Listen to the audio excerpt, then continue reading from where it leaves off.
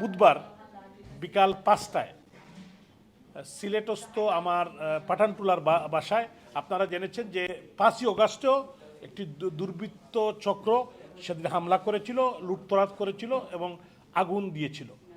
দীর্ঘ 8 মাস পর আজকে আবার বিকাল 5:30টায় বিএনপির ছাত্র সংগঠন সিলেট এবং মহানগর ছাত্রদলের সভাপতি সাধারণ সম্পাদকের নেতৃত্বে এবং জেলা ছাত্রদলের সভাপতি সাধারণ সম্পাদকের নেতৃত্বে প্রায় 200 মোটরসাইকেল নিয়ে এসে আমার পাঠানটুলাস্থ বাসায় তারা আক্রমণ করেছে এবং এখানে লুটতরাজ করেছে। বাসার মধ্যে আপনারা হয়তো দেখেছেন, সব লুটতরাজ এবং অগ্নিসংযোগ করেছে, যদিও পাড়ার মানুষ এসে এটা নিভিয়ে দিয়েছেন এবং ভাঙচুর করেছে এবং এখানে আমার একটি কেয়ারটেকারকে তারা মারধর করেছে এবং আমাদের বাংলাদেশ আওয়ামী লীগের সাংগঠনিক সম্পাদক কুলাউড়া থেকে নির্বাচিত সংসদ সদস্য জননেতা শফিউল আলম চৌধুরী বাসায় হাউজিং স্টেটের বাসায় তারা আক্রমণ করেছে সুনামগঞ্জ 1 আসনের মাননীয় সংসদ সদস্য অ্যাডভোকেট রঞ্জিত সরকারের টিলাগ্রস্ত বাসায় তারা আক্রমণ করেছে। আমাদের সিটি কর্পোরেশনের 32 নম্বর ওয়ার্ডের কাউন্সিলর সিলেট সরকারি কলেজ ছাত্রলীগের সভাপতি রুয়েল আহমদের বাসায় আক্রমণ করেছে।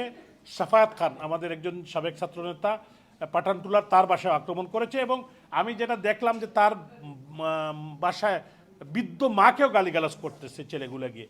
এবং আমাদের শফিক ভাই, আমাদের অ্যাডভোকেট মিসবাউদ্দিন সিরাজ সাহেবের ছোটো ভাই, যিনি সাবেক ছাত্রনেতা মদনমোহন কলেজ ছাত্রলীগের একসময় সভাপতি ছিলেন, তার বাসাও আক্রমণ করেছে। তো অত্যন্ত দুর্ভাগ্যজনক। আমি এরকম কথা নিয়ে আমি আসতে চাই নাই। আমি এই দীর্ঘদিন ছোটোবেলা থেকে রাজনীতি করি। সিটি কর্পোরেশন নির্বাচনে আওয়ামী লীগের প্রার্থী হিসাবে সিলেটের মেয়র নির্বাচিত হয়েছিলাম। আমি কাজ শুরু করার প্রায় 8 মাসের মাথায় আপনারা যে 5ই আগস্টের যে প্রেক্ষাপটে আমাকে দেশ ত্যাগ করতে হয়েছে, পরবর্তী তার থেকে আমি লন্ডনে আছি।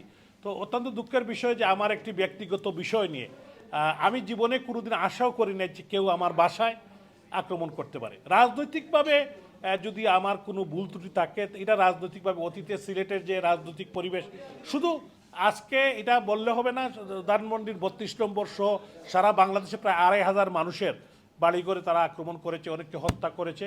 সিলেটে আমাদের এই অতীতে এরকম কোনো নজির ছিল না। কোনোদিন কেউ বাড়ি করে হামলা হয়েছে এটা প্রথম আমরা দেখলাম। 5ই আগস্ট থেকে শুরু হয়েছে এবং আজ 8 মাস পরে তারা প্রকাশ্যে, এবং তারা একটি জিনিস তাদেরকে ধন্যবাদ দিতে হয়, এই ছেলেগুলা তাদের পরিচয় দিয়ে, তারা ছাত্রদলের পরিচয় দিয়ে তারা মিছিল করে তার সারা শহর প্রদক্ষিণ করে এসে আগুন দিচ্ছে, জ্বালাচ্ছে। এখানে আর্মি ডিপ্লয়েড, পুলিশ ডিপ্লয়েড এবং সমস্ত শহরবাসী, সাংবাদিক, বুদ্ধিজীবী, পুলিশ। আমি কিন্তু সাংবাদিকদের কাছ থেকে প্রথমে শুনেছি।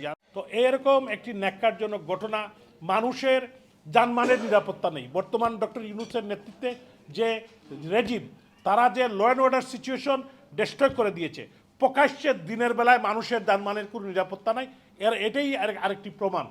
মানুষের আজকে নারী দর্শন, মানুষ খুন, এগুলোই তাদের কাজ, এবং বাড়িঘর আক্রমণ, ডাকাতি। এবং আপনারা হয়তো ভিডিওটা দেখলে দেখবেন যে আমার বাসার সমস্ত আসবাবপত্র, আমার আমার সাধ্যমতো যত জিনিস আমার বাসায় ছিল সবগুলোই তারা লুট করেছে। তো এটা আমি প্রবাসী এবং সিলেটবাসী, আমার প্রাণের জন্মভূমি সিলেটের মানুষও সারা বাংলাদেশের বিবেকবান মানুষের কাছে আমি প্রশ্ন রাখতে চাই, যারা আজকে বিভিন্ন দলের, বিএনপির বড় বড় নেতারা, তারা সহনশীলতার কথা বলেন, তারা বলেন যে ছাত্রদল, যুবদল, তারা যারাই এরকম ন্যাক্কারজনক কাজের সাথে জড়িত তাদেরকে বহিষ্কার করা হচ্ছে, তাহলে প্রকাশ্যে দিবালোকে। এবং এখানে আমি শুনেছি বিএনপির একজন ভারপ্রাপ্ত মহানগরের কোয়েস নদী, তার প্রকাশ্যে মদদে কিন্তু এটা ঘটেছে। তো আমি বলতে চাই যে আমরা কিন্তু সহনশীলতা বিশ্বাস করি, আমরা মানুষকে মানুষ হিসাবে মনে করি। আমার 8 মাসের দায়িত্বশীলতা যখন ছিল, আমরা কারোর সাথে কোনোদিন কোনো খারাপ ব্যবহার করিনি। কেউ বলতে পারবে না, দেশে বিদেশে যারা আমাকে চিনেন, যারা আমার মুরব্বিয়ান আছেন, যুবক, আমার সহযোদ্ধা, অন্য দল যারা করেন, তারাও কিন্তু বলতে পারবেন না যে আমি কারোর সাথে কোনোদিন খারাপ ব্যবহার করেছি। কিন্তু অত্যন্ত দুঃখের বিষয়, বারবার আমার বাসায় হামলা। আমার বাসার ইটের সাথে কি তাদের সম্পর্ক? খারাপ সম্পর্ক থাকে, তাহলে তো আমার উপর তারা আঘাত আনবে। যারা করছে তারা এই দেশকে, আমাদের প্রাণের সিলেটকে, আধ্যাত্মিক নগরীকে তারা কুলুষিত করছে। এদেরকে তাদের মনে রাখতে হবে, কারণ দেশ আজকে হয়তো আমরা আপাতত দেশে নাই, কিন্তু এই দেশ তো আমাদের মাতৃভূমি, আমরা জন্মেছি সিলেটে, আমার জন্ম হয়েছে, আমি এই দেশ তো আমি ছাড়বো না, তাই না? আমরা কেউ ছাড়বো না। মাননীয় প্রধানমন্ত্রী শেখ হাসিনার নেতৃত্বে বিগত 15 বছর যে আওয়ামী লীগ ক্ষমতায় ছিল, আমরা একটি বাড়িতেও কেউ বলতে পারবে না কেউর বিরুদ্ধে হামলা হয়েছে।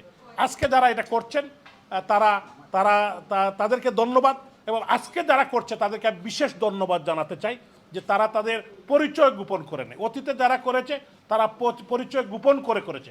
আজকে বিএনপির ছাত্র সংগঠন জেলা এবং মহানগরের সভাপতি সাধারণ সম্পাদক তারা নিজে মোটরসাইকেল শোডাউন করে 200টি মোটরসাইকেল নিয়ে তারা এসে হামলা করেছে। তো